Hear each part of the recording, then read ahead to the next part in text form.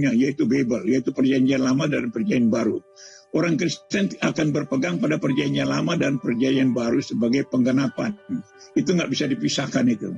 Sehingga satu-satunya kitab yang mula-mula di dunia ini yang benar hanya Alkitab. Itu. Lalu dalam tadi Anda katakan Alkitab itu bukan kitab kita sekarang, itu adalah Al-Quran. Inilah makanya preset seperti ini nih yang coba Anda renungkan kembali itu. Alkitab ya Alkitab lah, karena orang dunia tahu Alkitab ya kitab Kristen dan Yahudi. Kalau Al-Quran ya Al-Quran saja gitu loh. Coba kita konsisten dengan bahasa-bahasa seperti ini supaya tidak dipleset-plesetkan seperti itu. Jadi Alkitab itu satu-satunya kitab suci yang mula-mula yang menjelaskan tentang siapa Tuhan yang sebenarnya yang mula-mula dan apa yang dilakukan oleh Tuhan itu sendiri. Dia menciptakan segala sesuatu. Sehingga kalau ada Tuhan-Tuhan tandingan mengaku sebagai pencipta, ya kita nggak percaya karena yang mula-mula itu Yahweh itu sendiri. Lalu menceritakan segala sesuatu itu harus berdasarkan Alkitab ini sendiri, karena Alkitab ini lengkap ya. Ada perjanjian lama spesial untuk orang Israel sendiri sebagai umat yang mula-mula, tetapi juga ada perjanjian baru yang ditujukan kepada bangsa-bangsa lain. Jadi bukan sekadar pernyataan, tapi kitab perjanjian lama untuk orang Israel khusus untuk membangun mereka supaya mereka mengenal Yahweh Tuhan yang menuntun mereka itu. Lalu perjanjian baru adalah tugas yang mulia yang harusnya disampaikan kepada bangsa-bangsa lain, dan sekarang ini dalam proses bahwa bangsa-bangsa itu akan menjadi percaya pada Tuhan Yesus. Ini salam satu Tuhan.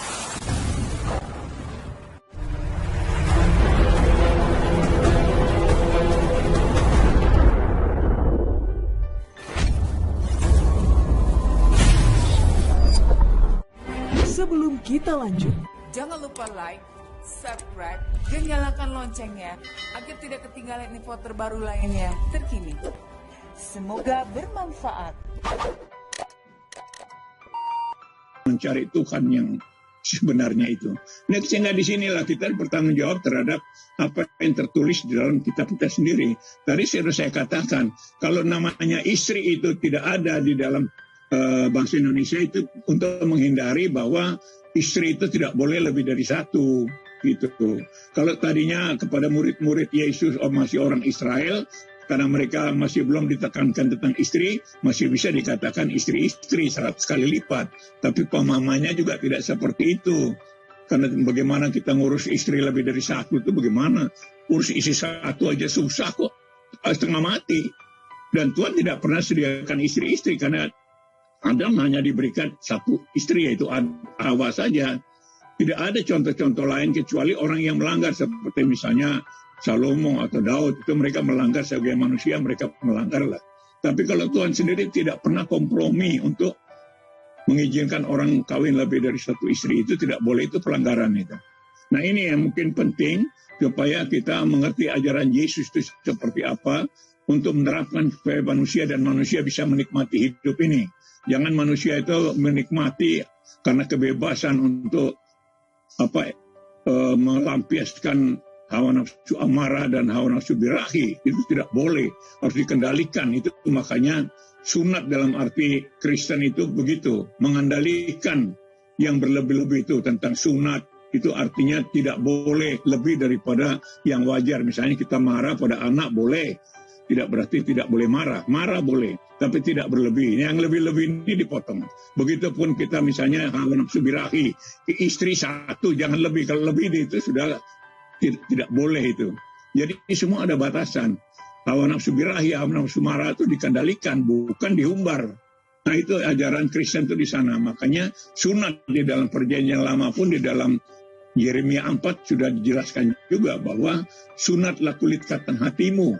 Itu. Jadi bukan sunat hanya kulit-kulit seperti dikatakan pada Abraham. Kepada Abraham juga kita harus pahami bahwa Abraham disampaikan bahwa orang yang tidak disunat itu harus dilenyapkan. Nah, itu kata-kata di dalam janji kepada Abraham, dilenyapkan. Bayangin, hanya tidak sunat dilenyapkan. Tapi bahasa itu kita harus mengerti juga. Maksudnya apa? Bahwa orang itu akan dihukum di neraka gitu. Bukan dilenyapkan manusia lalu bebas membunuh orang, bukan. Jadi pemahaman Alkitab itu seperti itu yang kita pahami, sehingga kita tidak tersesat oleh pemahaman kita sendiri. Karena Alkitab itu dari Tuhan, bahasanya dari Tuhan, yang dimaksud itu ada pengertian juga dari Tuhan bagi kepentingan kehidupan kita sendiri. Dengan aturan-aturan, batasan-batasan dari Tuhan, supaya manusia bisa menikmati hidup ini dengan baik. Nah begitu Bang Juma. Ya, baik. Yang pertama Pak, terkait dengan Lauhul Mahfuz. Al-Quran menerangkan lebih dari puluhan ayat yang menjelaskan itu. Jadi Bapak jangan mengatakan saya mengada-ngada gitu. Ya. Al-Quran menerangkan di dalam surah Taha ayat 52, Quran surah Al-Isra ayat 58, Ar-Ra'd ayat 39. Lalu kemudian dalam surah Yunus ayat 61, Al-Araf ayat 37, Al-An'am ayat 59. Dan pada sisi Allah, kunci-kunci semua yang gaib. Tidak ada yang mengetahuinya kecuali Dia sendiri. Dan Dia mengetahui apa yang di daratan, di lautan. Dan Dia tiada sehelai daun pun yang gugur, melainkan Dia mengetahuinya. Dan tidak juga ada jatuh sebutir biji pun dalam kegelapan bumi. Dan tidak sesuatu yang basah atau yang kering, melainkan tertulis dalam kitab yang nyata, Lauh Mahfuz. Jadi, yang saya katakan, kalau misalnya Bapak mengatakan saya mengada-ngada, diterangkan di dalam kitab Bapak, meski itu adalah himne, tetapi Yohanes 1 nomor 1 menerangkan, pada mulanya adalah firman, firman itu bersama-sama dengan Allah. Ini yang saya dikatakan oleh Al-Quran. Lauh Mahfuz. Jadi kalam Allah itu, aturan mainnya Tuhan itu disebut Ummul Kitab. Ummul Kitab ini kemudian yang disebut ada pada Lauh Mahfuz. Quran surah Al-Ra'd ayat 39. Jadi saya tidak mengada-ngada. Ini konsep dalam ajaran agama kami. Apapun yang tertuang di dalam ajaran agama Islam itu semuanya ada sumber. Kami tidak ada mengada-ngada. Layaknya ada Tuhan kemudian datang nusul mati. Itu yang justru yang tidak ada sumbernya yang jelas. Karena hanya mengajarkan sesuatu yang tidak pernah diajarkan oleh Yesus. Kemudian, ketika Bapak mengatakan bahwa kami umat Islam itu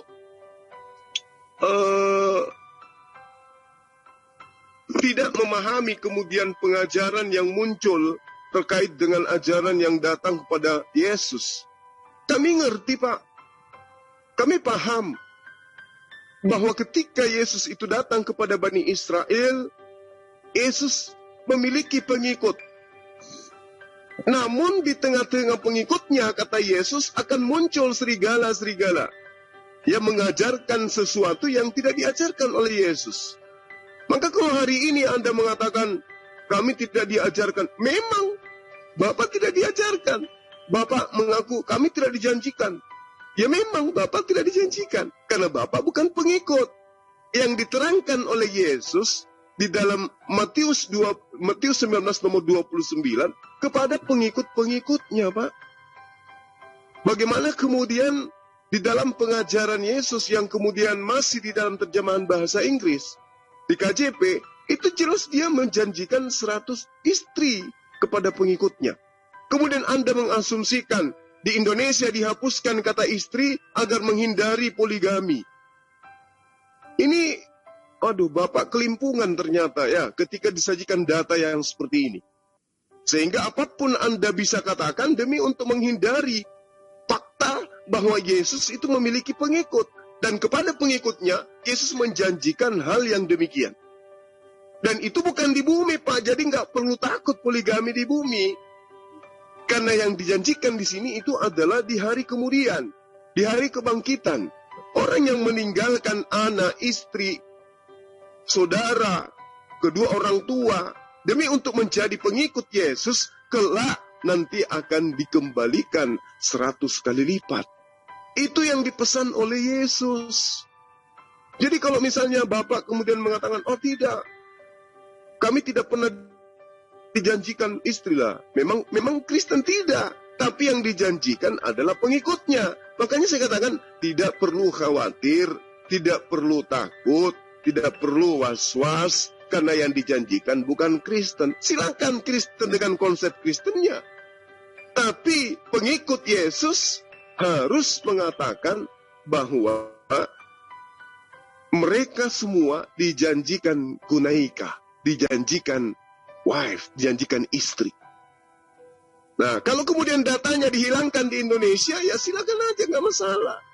Saya hanya menginformasikan bahwa Yesus kepada pengikutnya berdasarkan data yang ada di kitab Anda yang lebih tua, yang lebih dahulu, itu menerangkan Yesus sedang menjanjikan mengembalikan 100 kali lipat istri kepada mereka yang menjadi pengikutnya yang meninggalkan istrinya. Kenapa Yesus mengatakan demikian? Karena ketika dia datang kepada Bani Israel, sangat sulit mendapatkan pengikut. Susah sekali mendapat pengikut. Sudah dapat 12 orang, lagi-lagi berkhianat 1 orang. Susah, Pak. Makanya Yesus menjanjikan kepada Bani Israel. Jadi kalau Kristen tidak dijanjikan, ya memang. Karena Kristen, sekali lagi saya katakan, bukan pengikut Yesus. Kristen golongan manusia yang tidak percaya kepada Yesus. Dua kata ini tolong disimpan di benak Bapak. Suma mengatakan Kristen bukanlah golongan orang yang percaya kepada Yesus. Yang kedua, Kristen Suma mengatakan bukanlah golongan orang yang mengasihi Yesus. Tetapi Kristen dengan mulutnya mengaku percaya, Kristen dengan mulutnya mengaku mengasihi, tapi pada praktiknya yang mereka percaya adalah serigala-serigala yang datang setelah Yesus yang mengajarkan konsep kekristenan kepada mereka. Sekali lagi saya katakan, Matius 23 nomor 15, orang-orang Yahudi, orang-orang Farisi, orang-orang munafik menyeberangi lautan, menjelajahi daratan, membentuk sebuah agama, dan penganut agama itu 2 kali lebih jahat daripada mereka, daripada ahli Taurat. Ini dicatat, Pak. Itu pengakuan saya. Demikian sementara. Iya. Jadi memang seperti itu. Ahli Taurat aja salah pemahamannya kan. Yesus katakan mereka itu ajaran untuk orang lain dan mereka kelakuan mereka sendiri jahat. Nah disitulah penentangan dari orang Yahudi itu ditelanjangi oleh Yesus sendiri. Mereka itu menjelajahi seluruh dunia untuk menjelaskan kepada orang lain tentang Tuhannya, tapi mereka sendiri jahat. Jadi kata jahat ini yang harus dipegang. Semua orang yang jahat itu pasti nggak benar itu. Itu pasti nggak benar, seperti orang Yahudi. Makanya Tuhan katakan, kalau sifat keagamaanmu tidak lebih daripada ahli Taurat, orang Farisi, kau tidak layak mengikuti aku. Itu ukurannya itu di situ. Ukuran Yesus adalah kita harus berbaik dengan semua orang. Kalau seperti orang-orang ahli Taurat, orang Farisi, mereka itu bukan orang sembarangan loh. Ahli Taurat itu ahli tentang Taurat, tentang hukum yang tiap hari mereka bahas itu saja, tiap hari itu rabi-rabi itu. Lalu orang Farisi adalah orang yang tekun menjalankan syariat agama yang dibuat oleh para rabi. Syariat agama dibuat oleh para rabi itu untuk lebih mengabdolkan hukum Taurat. Karena mereka ternyata melanggar kan, hukum Taurat itu dilanggar oleh orang Yahudi, sehingga mereka dihukum Tuhan, dibuang ke Babel 70 tahun. Sampai akhirnya juga orang Romawi obrak-abrik itu bait sucinya, ya, karena mereka melanggar. Dan untuk menjawab, untuk melanjutkan rencana Tuhan, setelah bait suci Salomo dirobohkan 2 kali itu, makanya Tuhan mendirikan gerejanya, ya. Tuhan mendirikan di atas batu karang ini, di atas Mesias dan anak Allah inilah aku mendirikan jemaatku dan alam maut tidak menguasainya. Itulah gereja untuk menggantikan bait suci. Jadi kalau masih ada bait suci itu, ya itu salah gitu. Jadi bait suci itu sudah digenapi oleh gereja. Gereja hadir untuk menggenapi itu. Nah itu kita punya bukti-bukti banyak. Bagaimana Yesus datang menggenapi itu. Di samping ajaran-ajaran Taurat dan syariat agama itu, Yesus juga menggenapi tentang bait suci, tempat ibadah itu, di mana di sana itu ada berbagai macam syariat-syariat, aturan-aturan, adanya misalnya Taurat Perjanjian, dan adanya perkakas-perkakas yang lain yang harus disiapkan dulu. Nah itulah persyaratan bait suci di Perjanjian Lama. Tetapi Yesus sendiri mendirikan jemaatnya, ya, di dalam Matius 16 ayat 16 sampai 19 itu dia mendirikan jemaatnya setelah bait suci Salomo dirobohkan, karena memang Perjanjian Lama itu terbatas hanya untuk mereka dan pada waktu itu saja, sehingga Yesus Waktu Yesus masih hidup, dia sudah jadi tahun 30-an itu, dia mendirikan jemaatnya. Ya pertama dia panggil murid-muridnya itulah jemaat yang mula-mula itu. Lalu selanjutnya murid-murid itu memberitakan kepada orang lain.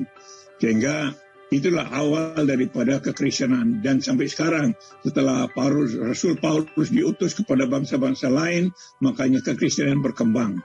Dan ini memang tidak bisa disangkal karena ini satu bukti rencana Tuhan itu seperti itu. Jadi kalau kita misalnya baca kitab-kitab lain yang menyangkal itu, kita nggak percaya itu bukan dari Tuhan.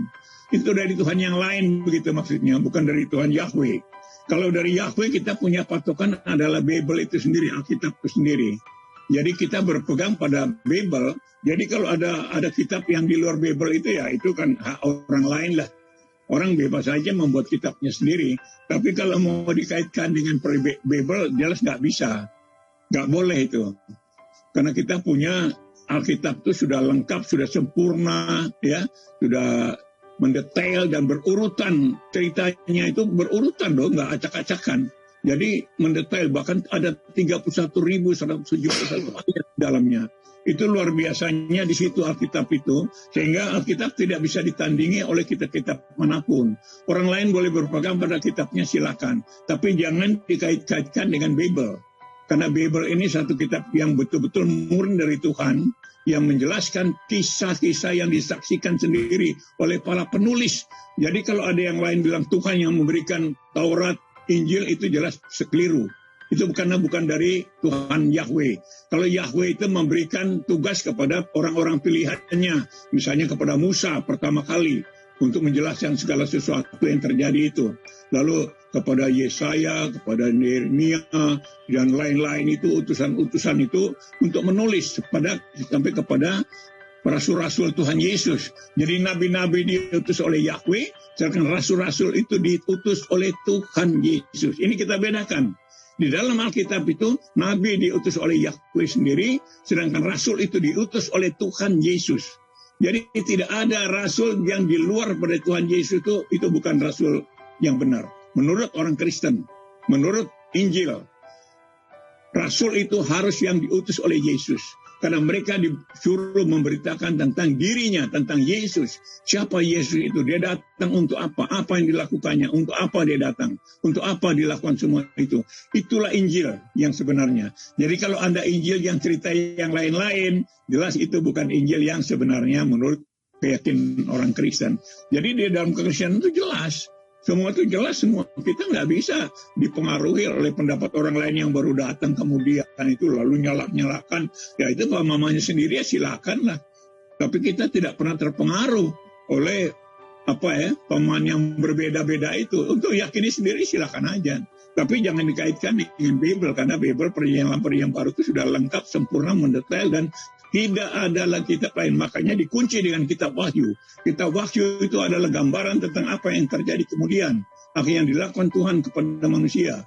Itu. Dan di situ di kitab Wahyu menjanjikan bahwa orang-orang yang percaya kepada Tuhan Yesus itu diselamatkan. Diselamatkan. Itu janji terakhir melalui Wahyu itu. Sehingga kita jelas, ceritanya jelas sampai akhir zaman itu, kekristenan itu jelas. Tidak ragu. Kalau ada pendapat lain, silakan Anda yakini dengan ajaran kalian sendiri. Saya kira Jumat ini kalau menurut saya ini saya kira udah terakhir karena kita sudah bicara lengkap, sudah 1 jam proses ini. Silakan kalau Bang Juma mau tambahkan boleh, silakan. Baik, makasih Pak Martin. Yang pertama di awal tadi Bapak mengatakan bait Allah ya itu diganti dengan gereja. Ini kalau saya lihat, terus terang ini pernyataan konyol, Pak. Kenapa? Bait Allah itu ada syaratnya untuk memasukinya, Pak. Harus kudus. Mereka harus berwuduk dulu, mandi junub dulu, sunat dulu, baru masuk ke dalam bait Allah. Ya. Sementara gereja, tak ada yang kayak begitu, Pak. Kalau Bapak jeli melihat pengabaran Lukas di dalam Kisah Para Rasul, jelas diterangkan bahwa Paulus yang mengajak orang Yunani yang tidak bersunat itu masuk ke dalam bait suci dikatai kutuk oleh orang Yahudi. Membuat tempat ibadah mereka menjadi najis dengan masuknya orang Yunani ke dalam rumah ibadah mereka. Jadi kalau Anda mengatakan gereja itu adalah pengganti bait Allah, bait suci, itu saya katakan pernyataan konyol, Pak. Karena tidak berkesesuaian dengan amanah Yesus kepada Petrus untuk membentuk jemaat di atas batu karang. Jemaat yang dibentuk oleh Petrus adalah jemaat yang taat kepada hukum Taurat, jemaat yang kemudian menguduskan dirinya, baik jasad maupun rohani. Mereka bersunat. Tidak mungkin kemudian gereja yang dimaksud itu adalah gereja yang seperti didirikan oleh Kristen. Kemudian Anda mengatakan jemaat yang ada itu adalah Kristen. Bapak, jemaatnya Yesus adalah jemaat yang tunduk patuh terhadap hukum Taurat. Sementara jemaat Kristen adalah jemaat yang tunduk patuh terhadap perjanjian baru yang dibuat oleh orang-orang yang datang setelah Yesus. Itu pertama. Kemudian Bapak mengatakan kitab Anda itu sudah lengkap. Gimana ceritanya dikatakan lengkap, Pak? Namanya aja masih keteteran, harus menggunakan nama kitab orang lain. Kitab Bapak yang adalah Biblos, itu harus menggunakan kitab agamaku Al-Quran, yaitu Alkitab. Sementara Alkitab itu adalah penamaan lain daripada Al-Quran. Orang luar sana, di luar Indonesia, kitab mereka, buku mereka itu tidak mereka namai dengan sebutan Alkitab, Pak. Cuma di Indonesia ini yang pede-pedean menggunakan kitabnya dengan sebutan itu. Karena melihat Al-Quran menyebut kata Alkitab. Kedua. Yang ketiga, Anda mengatakan bahwa di dalam Taurat dan juga Injil, tidak ada malaikat yang mewahyukan. Bapak keliru lagi. Bapak keliru dan keliru. Di dalam pengabaran yang saya tahu, yang saya pelajari, yang saya kaji, bahwa Keluaran 3, nomor 2, nomor 3, nomor 4, nomor 5, nomor 6, nomor 7, dan seterusnya, Nabi Musa alaihissalam menerima firman melalui perantaraan malaikat. Jadi Bapak jangan kemudian karena bertitel pendeta, asal ngomong, harus berdasarkan data, Pak. Lalu malaikat Tuhan menampakkan diri di dalam api yang keluar dari semak duri. Lalu Musa melihat dan nampaklah kepada Musa semak duri itu menyala, tetapi tidak dimakan api. Musa berkata, baiklah aku akan menyimpang ke sana untuk memeriksa penglihatan yang hebat itu. Mengapakah tidak terbakar semak duri itu? Ketika dilihat Tuhan bahwa Musa menyimpang untuk memeriksa, berserulah Allah dari tengah-tengah semak duri. Jadi yang disebut Allah itu adalah malaikat. Malaikat yang menyampaikan firman kepada Musa. Lalu kemudian, pengukuhannya di dalam Kisah Para Rasul 7, Pak. Nomor 35, Musa ini yang telah mereka tolak. Dengan mengatakan siapakah yang mengangkat engkau menjadi pemimpin dan hakim. Musa ini juga telah diutus oleh Allah sebagai pemimpin dan penyelamat oleh malaikat yang telah menampakkan diri kepadanya di semak duri. Jadi yang menampakkan diri itu malaikat, Pak, kepada Musa. Siapa saksinya? Siapa yang melihat itu? Siapa yang menyatakan bahwa aku melihat Musa bertemu dengan malaikat? Nomor 38-nya, Musa inilah yang menjadi pengantara dalam sidang jemaah di padang gurun di antara malaikat yang berfirman kepadanya di Gunung Sinai dan nenek moyang kita. Dan dialah yang menerima firman-firman yang hidup untuk menyampaikan kepada kamu. Siapa yang menjadi saksi melihat malaikat datang kepada Musa memberikan firman. Lalu kemudian, data yang terakhir di dalam Kisah Para Rasul 7 nomor 53, kamu telah menerima hukum Taurat yang disampaikan oleh para malaikat-malaikat yang datang kepada Musa, akan tetapi kamu tidak menurutinya. Sekali lagi, siapa yang menjadi saksi malaikat-malaikat datang kepada Musa di Gunung Sinai? Tidak ada, Pak. Jadi kalau Anda mengatakan kitab Anda adalah tidak ada kesalahan, kitab Anda lebih dulu, saya aminkan, saya iakan. Orang-orang Inggris, orang-orang Barat juga mengatakan hal yang sama. Itu yang keempat. Yang kelima, ketika Anda mengatakan Injil lain bukan Injil Yesus. Oke, sekarang Anda harus bercermin bahwa Injil yang Anda imani di Indonesia ini bukanlah Injil yang datang ke Yunani, yang datang ke Barat sana. Karena Injil mereka lebih dulu daripada yang ada di Indonesia. Injil mereka mengajarkan Yesus menjanjikan 100 kali lipat istri. Injil Bapak mengajarkan tidak menjanjikan 100 istri. Yang mana yang benar? Bapak sudah mengakui bahwa Injil Bapak itulah adalah Injil yang benar. Saya percaya bahwa tulisan yang lebih tua dari kitab Anda, dari buku Anda, itu lebih akurat pemberitaannya tentang apa yang mereka selidiki terhadap kehidupan Yesus bersama dengan murid-muridnya. Jadi kalau Anda mengatakan bahwa Yesus itu, Injil kami itulah Injil yang benar dan seterusnya, Pak, saya bacakan kepada Bapak agar Bapak itu bisa sedikit memahami. Ya, diterangkan di dalam Matius 19 nomor 29. Kai pas hostis apeken, okias adepos, adepas, patera, matera, gunaika, tekna, agros, heneken tombau, anomotos, haketom pasiona, setai kai sen aunion, krelomesei. Ini fakta, Pak. Kitab yang lebih dulu, yang lebih tua dari kitab Bapak, menjanjikan kepada pengikutnya 100 kali lipat dari satu istri yang ditinggalkan. Kalau 2 istri yang ditinggalkan, maka akan mendapatkan 200 istri. Kalau 3 istri yang ditinggalkan, maka akan mendapatkan 300 istri. Ini data. Bapak nggak usah sakit. Kenapa? Karena ini Yesus menjanjikan kepada pengikutnya, bukan kepada Kristen. Jadi santai aja, Pak. Relax. Santai. Atur napas. Toh Yesus menjanjikan kepada pengikutnya. Pengikutnya siapa? Bani Israel. Kristen Bani Israel? Bukan. Bukan pengikutnya. Yesus hanya punya pengikut Bani Israel. Itu yang perlu Bapak pahami. Dan saya catat lagi, Pak. Saya ingatkan lagi kembali. Bang Suma mengatakan yang percaya kepada Yesus adalah Bani Israel. Kristen tidak percaya kepada Yesus. Yang mengasihi Yesus adalah Bani Israel. Yang pengikut-pengikutnya dari Bani Israel. Kristen tidak mengasihi Yesus. Kalau Kristen percaya, kalau Kristen mengasihi Yesus, maka Kristen pasti akan meninggalkan ajarannya yang sekarang. Karena kenapa? Kata Yesus, jika engkau percaya kepadaku, engkau akan melakukan juga pekerjaan-pekerjaan yang aku lakukan. Apakah Bapak melakukan pekerjaan yang Yesus lakukan? Bapak pasti akan mengatakan, Yesus mengasihi, aku juga mengasihi. Kalau begitu, Hindu, Buddha, Konghucu, ateis, Islam juga mengasihi, maka mereka juga pengikut Yesus. Tapi bukan kayak begitu, Bapak. Yesus mengatakan, kalau kau percaya kau melakukan pekerjaanku. Apa pekerjaan Yesus? Silakan Anda lihat di dalam kitab Anda.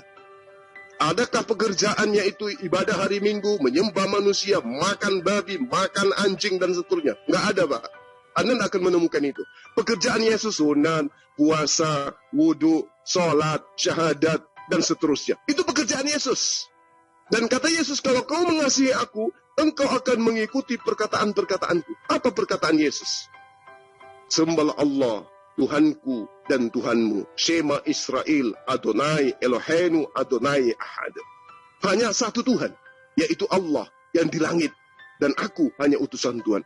Dengarkan perkataan itu. Jangan mendengarkan perkataan orang-orang yang datang belakangan. Yesus adalah Tuhan. Di dalam Roma 4 nomor 9, ya kalau saya nggak salah ingat, Roma 9 nomor 1, dan juga Kisah Para Rasul 2 nomor 36, Yesus yang kau salibkan itu telah dijadikan menjadi Tuhan oleh Allah. Yesus yang engkau salibkan itu, orang-orang Israel semua harus tahu bahwa Yesus yang kalian salibkan itu telah dijadikan menjadi Tuhan oleh Bapa yang ada di surga. Jadi ajaran yang datang belakangan itulah yang kemudian menjadikan Yesus itu menjadi Tuhan. Sementara Yesus mengajarkan Tuhan itu cuma satu, yaitu Dia yang ada di langit. Saya kira begitu, Pak Martin. Apa yang saya sajikan tidaklah menyentuh iman Anda, karena yang saya sajikan adalah pengajaran Yesus kepada pengikutnya Bani Israel, bukan kepada Kristen yang muncul belakangan. Demikian, Pak. Terima kasih. Iya. Jadi kalau Islam atau Anda sebagai penantang menyalah-nyalakan Alkitab, ya kita wajar aja gitu ya, karena memang Anda baru datang kemudian lalu membenarkan Al-Qur'annya, itu kayak ya wajar-wajar aja. Tapi kan kita punya dasar pengertian sendiri. Jadi kalau Anda sebagai penantang untuk nyala-nyalakan, ya itu silakan aja, itu hak Anda. Tapi kita sedikit pun tidak pernah terpengaruh.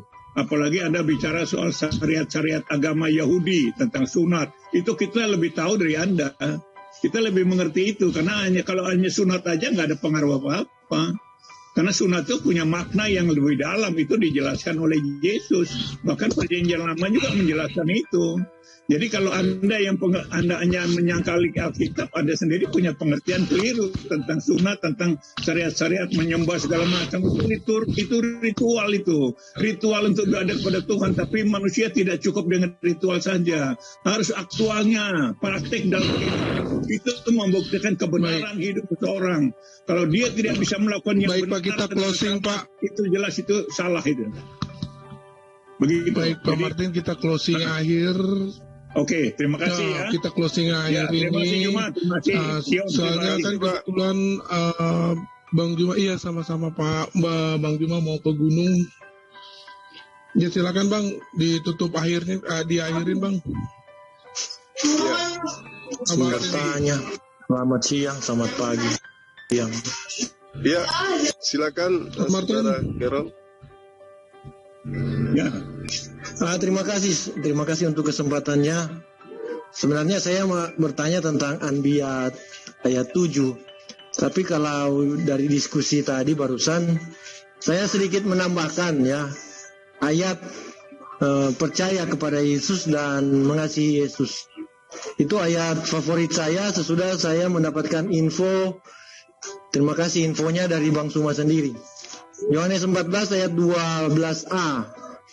Jika mereka percaya kepadaku, mereka akan juga melakukan pekerjaan-pekerjaanku, bahkan yang lebih besar dari itu. Nah, itu kalau percaya kepada Yesus. Kalau mengasihi Yesus, Yohanes 14 ayat 15, itulah mereka akan melakukan segala perintah. Nah, ini perintah. Jadi kalau satu yang tadi percaya, konsekuensinya melakukan yang Yesus kerjakan. Kalau mencintai atau mengasihi Yesus, konsekuensinya adalah akan melakukan segala perintah. Nah, kata akan itu di sini saya pahami dan saya berusaha praktekkan untuk tentang proses ya, karena akan ya namanya juga akan. Tapi bukan berarti akan terus lalu tidak akan sampai pada melakukan kepatuhan pada pekerjaan-pekerjaan, perintah-perintah ya, bukan hanya sampai pada akan, tapi tetap harus ada juga titik di mana memang sudah melakukan perintah, segala perintah Yesus. Nah, berkaitan dengan perintah dan pekerjaan-pekerjaan Yesus inilah, maka saya sedikit menanggapi Pak Martin ya, mengatakan bahwa Bible lengkap. Ya, dalam arti tertentu memang lengkap, tetapi dalam arti tetap harus ada penemuan-penemuan dari ilmuwan, itu juga harus menjadi bahan pertimbangan kita untuk melakukan apa yang Yesus perintahkan. Bahkan pekerjaan yang lebih besar dari Yesus itu, nah itu harus juga melihat masukan daripada ilmuwan. Nah, ini terkait juga dengan Anbiya 7 ya, bertanya kepada mereka yang berilmu. Nah, itu. Nah, dari ayat Anbiya 7 ini, ayat 7, surah Anbiya ayat 7, ini saya kan bertanya kepada yang berilmu, pihak berilmu. Nah, di masa sekarang justru para ilmuwan yang sudah duluan membeberkan temuan-temuannya, masukan-masukannya. Nah, para ilmuwan yang memberikannya dari berbagai segi ilmu. Nah, sehingga muncul ada yang bertabrakan satu dengan yang lainnya. Mohon maaf ya, saya juga kan awam dalam hal keilmuan. Nah, sehingga misalnya ada ilmuwan ahli nutrisi. Nah, pernyataan mereka sepertinya bertabrakan dengan ahli medis atau dokter lah ya. Dokter sama nutrisi bertolak belakang apa yang mereka serukan. Nah, ini tambahan saya, komentar dan sedikit pertanyaan mungkin. Terima kasih, mohon maaf kepanjangan. Baik, makasih Adinda Carol, ya, sahabat saya. Al-Quranul Karim ketika berbicara mengenai jika kamu bertanya kepada orang yang berilmu. Itu adalah kaidah dalam kehidupan kami umat Islam. Al-Quran surah Al-Anbiya ayat 7. Bismillahirrahmanirrahim.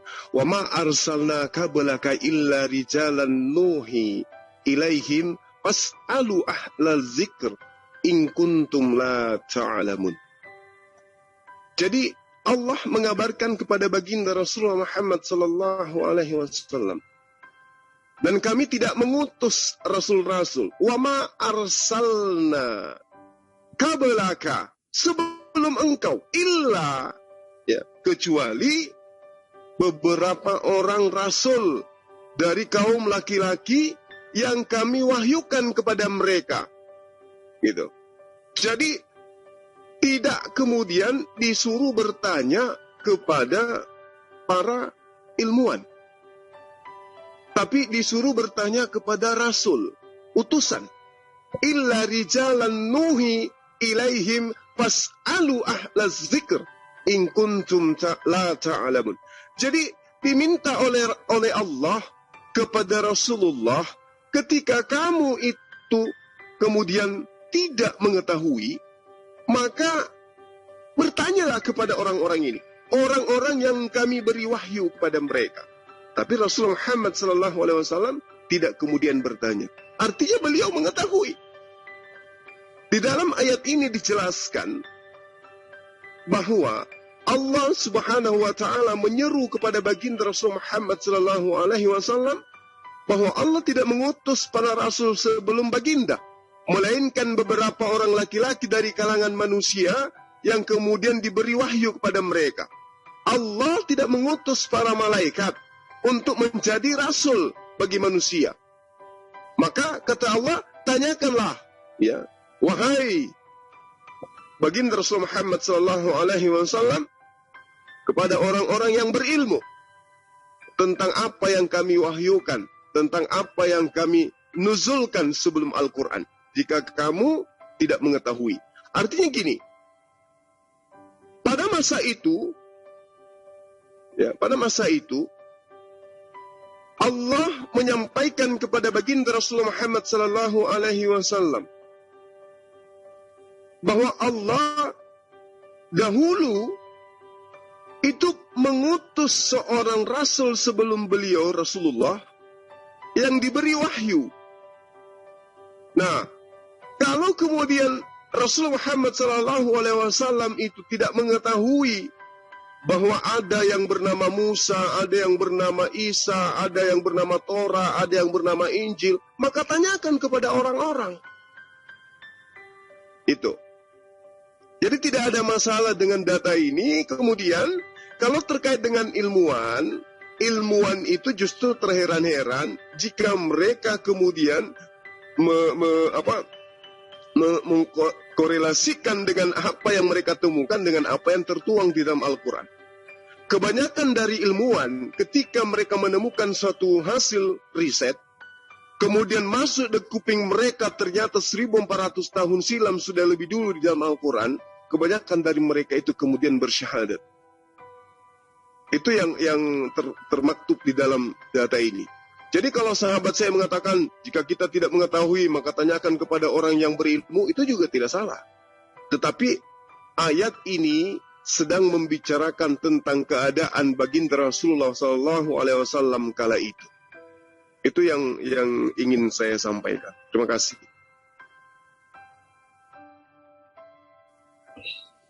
Baik, kita akhiri diskusi ini ya Bang ya. Untuk kepada para netizen, terima kasih buat menemani diskusi kami di sini. Di sini kami tidak mencari siapa yang menang, siapa yang kalah, tapi kita cari kebenaran. Dan kami mengucapkan terima kasih banyak buat Pak Martin juga yang sudah mampir hadir di sini ya Pak Martin ya. Terima kasih udah mau diskusi sama Gurunda. Dan kami ucapkan terima kasih banyak buat netizen semua yang ada di luar sana, dan biarkan mereka yang menilai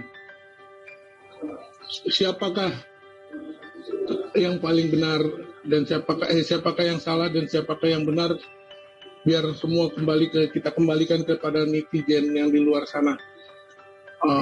Terima kasih banyak, dan saya tutupi dengan wabillahi taufiq walhidayah. Wassalamualaikum warahmatullahi wabarakatuh. Bang.